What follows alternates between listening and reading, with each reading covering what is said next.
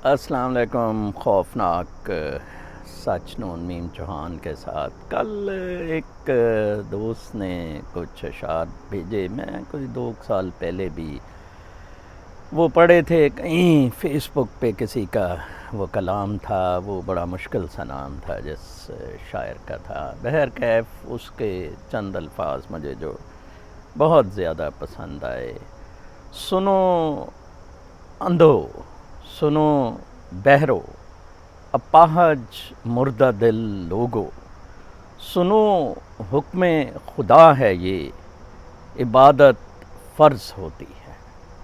کیا خوب کہا ہے. میں اکثر اسے فرض کفایہ کہتا ہوں جو کچھ میں کر رہا ہوں، اسی لیے میں اس کی کوئی پبلسٹی کسی پیسے، شہرت یا طاقت کے واسطے نہیں کرتا. میں نے کبھی آپ کو سبسکرائب کرنے کے لیے نہیں کہا ہوگا، میں کبھی مونیٹائزیشن میں نہیں گیا.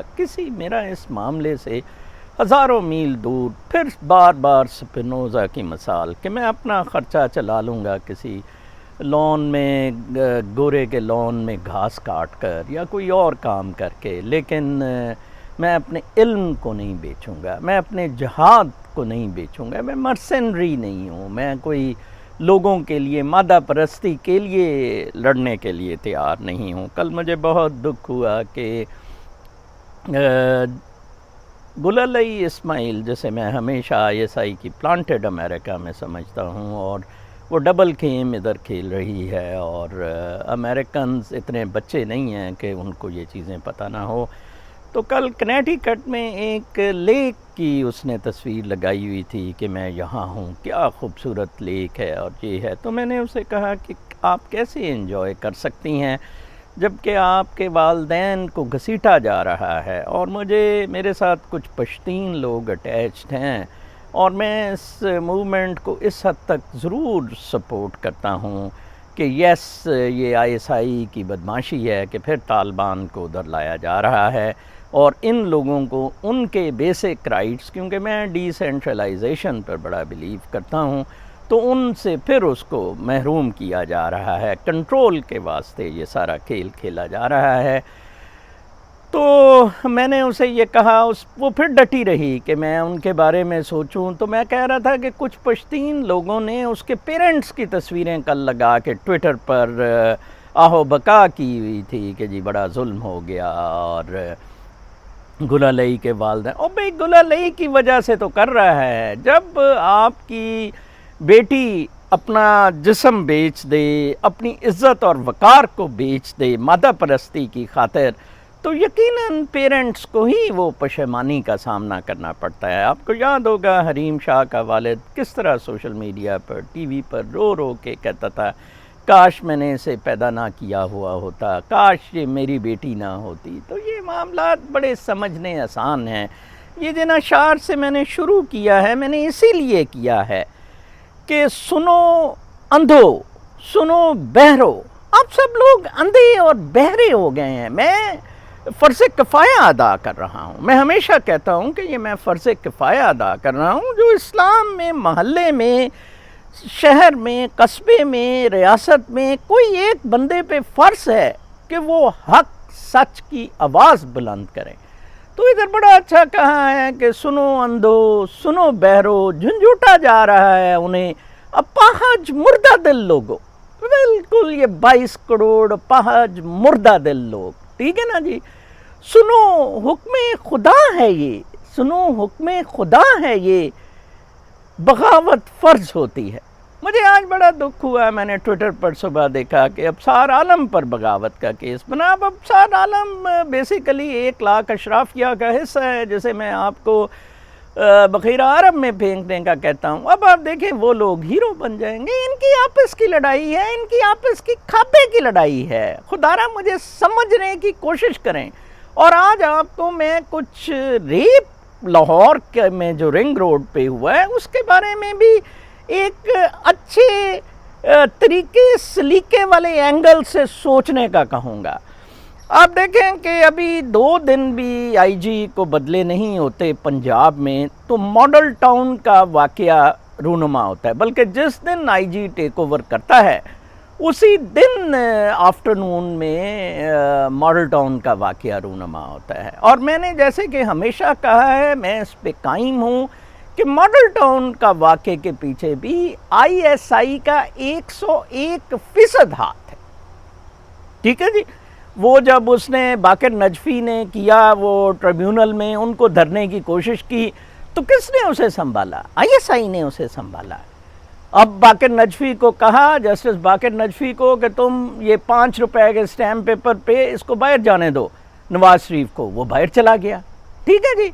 اور یہ ڈی جی اینٹی کرپشن جو گوہر نایاب ہے، میں اس کو چیلنج کرتا ہوں، یہ اس کا مرکزی کردار تھا، اس کو آئی ایس آئی نے D G anti corruption Punjab لگایا ہوا ہے، ٹھیک ہے جی۔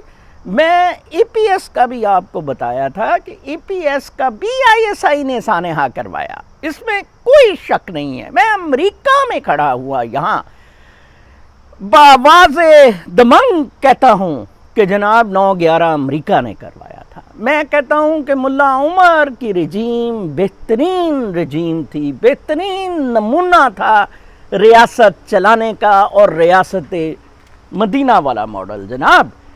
تو یہ بڑی باتیں کلیئر ہیں۔ تو اسی طرح آپ دیکھیں کہ سی سی پی او چارج لیتا ہے، نیا آئی جی نیا چارج لیتا ہے، اور یہ واقعہ ہوتا ہے۔ کل سی سی پی او کے لیے عمران خان نے بھی جناب صاحب کہا کہ وہ بالکل تبدیل نہیں ہوگا۔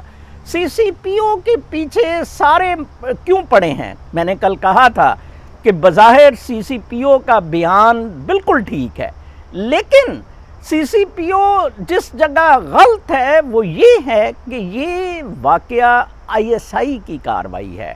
عاصم باجوہ سے توجہ ہٹانی تھی، ایک نیا رپڑا ڈالنا تھا سوشل میڈیا پہ توجہ ہٹانے کا، اور دوسرا اس گند کو پھر فروغ دینے کا۔ کچھ لوگوں کے مطابق واقعہ ایسا بالکل ہوا ہی نہیں ہے، یہ ساری چیزیں کوکڈ اپ ہے۔ آپ دیکھیں کلیم امام کہہ رہا ہے کہ ہم نے تو ویڈیو بھی سب سے پہلے اس نے کہا جی ہمیں تو کال مل گئی تھی، ہم نے ایف ڈبلیو او کو بھیج دی۔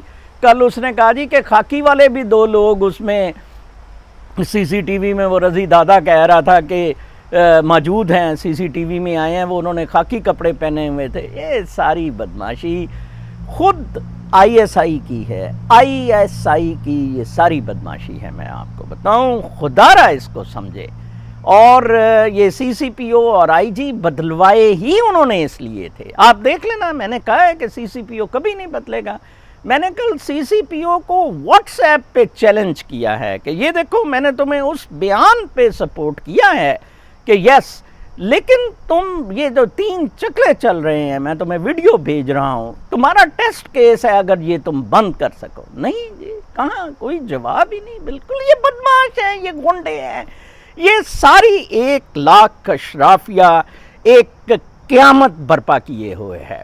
وہ کل پرسوں کوئی کہہ رہا تھا کہ یہ کہیں دوزخ میں تو نہیں ہم نے، بالکل آپ دوزخ میں رہ رہے ہیں جناب۔ یہ 1 لاکھ اشرافیہ آپ کا جینا حرام کر دے گی۔ دیکھیں سارا ملک آئی ایس آئی کے کنٹرول میں ہے۔ وہ جو چیف ہوتا تھا ظہیر الاسلام اس کا آئی ایس آئی کا، اس نے کو کرنے کی کوشش کی، اس کے بعد سے آئی ایس آئی چیف بڑا ٹیمپرری طور پہ رکھا، اور اب فیضو کے ساتھ ڈیل ہے فیض حمید کے کہ یہ چیف بنے گا ملٹری کا۔ جب باجوہ کی ایکسٹینشن ختم ہوگی تو دیکھ لیں، وہ سارا یہ کھیل کھیل رہا ہے۔ بیسیکلی تو وہ ابھی چیف ہے، جنرل باجوہ تو ٹٹلر چیف ہے۔ تو یہ سارا مسئلہ اندھو بہرو اپاہج مردہ دل لوگوں، یہ 1 لاکھ اشرافیہ کا اپنا گند ہے۔ یہ مادہ پرستی کی جنگ ہے جس کو کمانڈ آئی ایس آئی کر رہی ہے پاکستان کی، اور آنے والے دنوں میں اس کے نتائج بہت گمبھیر نکلیں گے، بہت گمبھیر نکلیں گے۔ سب لوگ اس آگ میں راکھ بن جائیں گے، دھنسا دیے گئے ہیں۔ آپ دیکھیں کہ اسرائیل کا بحرین کے ساتھ تھرو پریزیڈنٹ ٹرمپ معاہدہ بھی ہو گیا دبئی کی طرح کا۔ اب آپ دیکھیں بحرین نامی گرامی سعودی عرب کا چکلا ہوتا تھا، بحرین میں جو چلتا تھا، ٹھیک ہے جناب۔ تو اب آپ دیکھ لیں انہوں نے یہ چکلے کی پیداوار ہے یہ سارے سلسلے.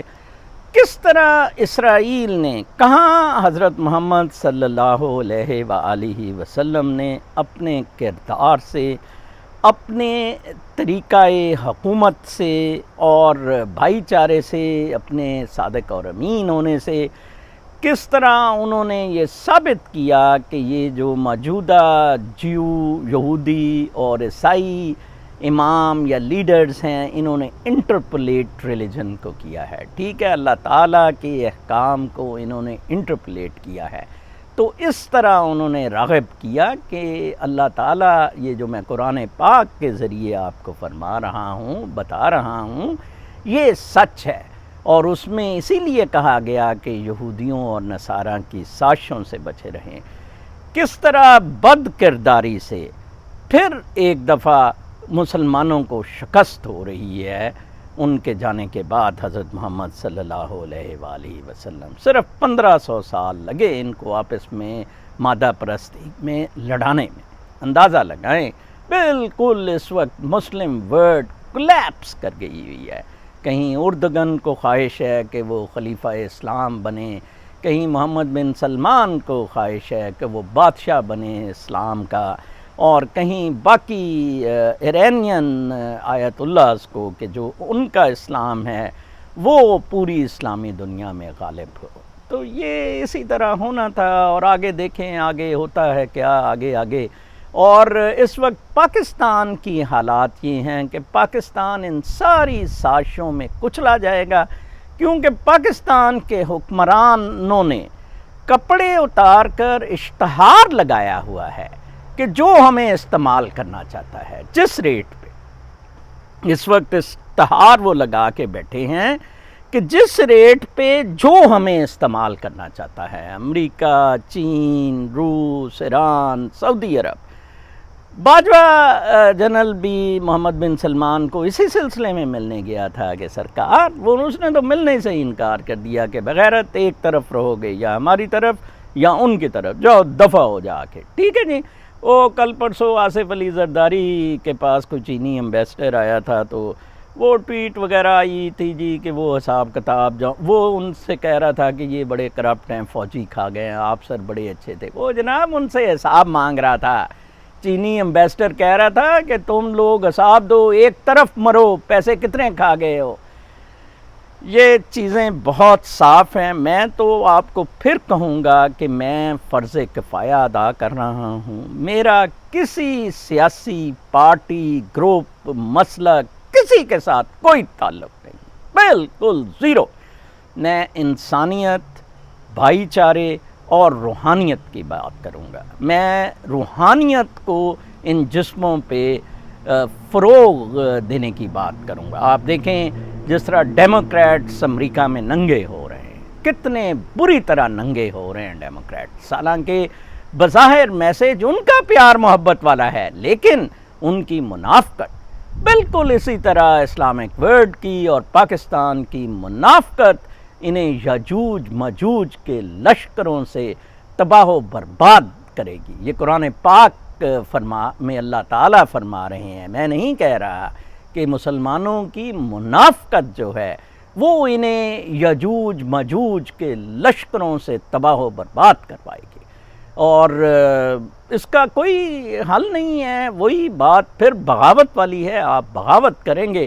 باغی تو جناب صاحب ڈکلیئر کر دیا جاوید ہاشمی کو، جو حرامی فراڈیا جنرل ضیاء الحق کا سجا ٹٹا. ٹھیک ہے نا جی. اور آج ابصار عالم کو باغی ڈکلیئر کر دیا. ٹھیک ہے نا. ہمیں تو خیر پرانا باغی ڈکلیئر کیا ہوا ہے، لیکن کیس نہیں ادھر بنایا. شاید میں امریکہ میں رہتا ہوں اس لیے میرے گھر پہ قبضہ کروایا ہوا ہے. جو بڑے سالے پاک سی سی پی او صاحب بنتے تھے ان کو میں نے کہا تھا کہ یہ چکلے چل رہے ہیں. تو جناب یہ سانحہ یا تو ہوا ہی نہیں ہے، یا اس کو بالکل توڑ مروڑ کے پیش کیا جا رہا ہے. یہ توجہ ہٹانے کا معاملہ تھا. آئی جی اور سی سی پی او کی تبدیلی اسی واقعے کے لیے کی گئی تھی. پرانوں نے ظاہری بات ہے یہ نہیں کرنا تھا. ٹھیک ہے نا جی. بالکل اسی طرح جیسے ماڈل ٹاؤن کا سانحہ ہوا، بالکل اسی طرح جیسے اے پی ایس کا واقعہ ہوا، بالکل اسی طرح جیسے ملالہ کا انسیڈنٹ ہوا. اور اپنے چوپر پر جنرل کیانی آرمی چیف اس وقت کا پشاور گیا، and he was the first man جو اسے سی ایم ایچ پشاور میں ملا ملالہ کو اور اسٹریٹ اسے فلائی کروایا۔ یہ ساری انٹرنیشنل ڈیلز ہیں، یہ ساری حرام زدگیاں ہیں، یہ سارا ملک کو بیچنے کے معاملات ہے۔ خدا را ان سے 1000 میل دور رہیں۔ اگر ہم باہر سے بھی، ملک سے باہر آ کر بھی اگر ہم منافقت گل علیہ اسماعیل، ایمن نورانی یا ان لوگوں کی طرح، رضا رومی وغیرہ کی طرح کر رہے ہیں تو پھر ہم پہ لاکھ لعنت ہے، پیسے کی خاطر، ظالم کی خاطر یا ان چیزوں کی خاطر۔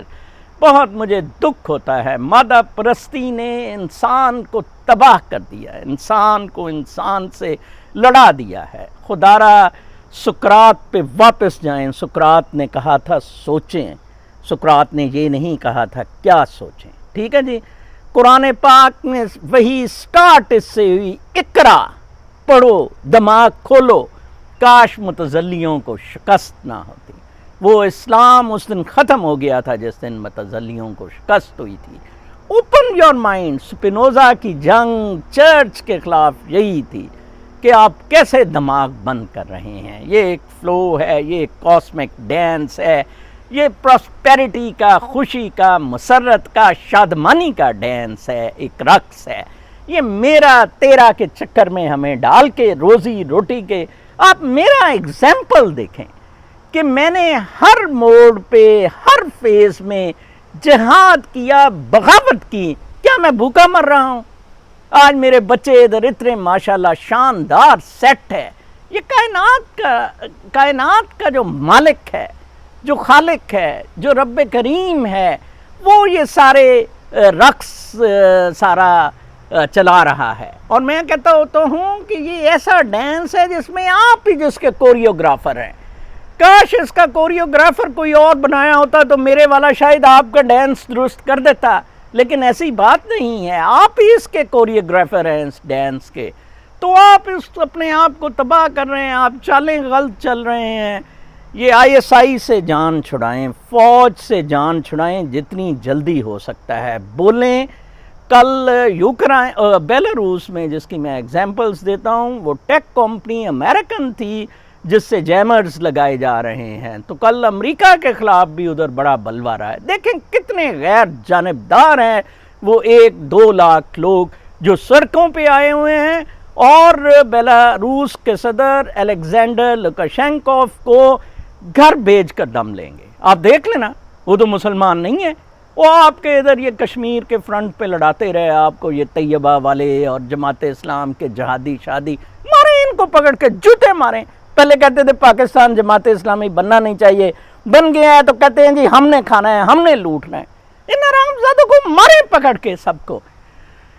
جہاد فرض ہے، بغاوت فرض ہے، خدا کا حکم یہی ہے۔ میں اسی پہ ختم کروں گا کہ سنو اندھو، سنو بہرو، اپاہج مردہ دل لوگو، اللہ تعالیٰ کا بھی حکم، خدا کا بھی حکم ہے، یہی ہے یہ کہ بغاوت فرض ہو جاتی ہے۔ بغاوت فرض ہو جاتی ہے جب یہ جو پاکستان میں اس وقت حالات ہیں، اور خاص طور پہ 1 لاکھ اشرافیہ جب آپ کا جینا حرام کر دیتی ہیں، اور یہ سارے منصف، یہ سارے قانون دان، یہ سارے ہیومن رائٹس والے، یہ سارے آپ کے چوکیدار اور یہ لوگ جب آپ ہی کو لوٹنا شروع ہو جاتے ہیں۔ اپنا بہت خیال رکھیں، اللہ نگہبان۔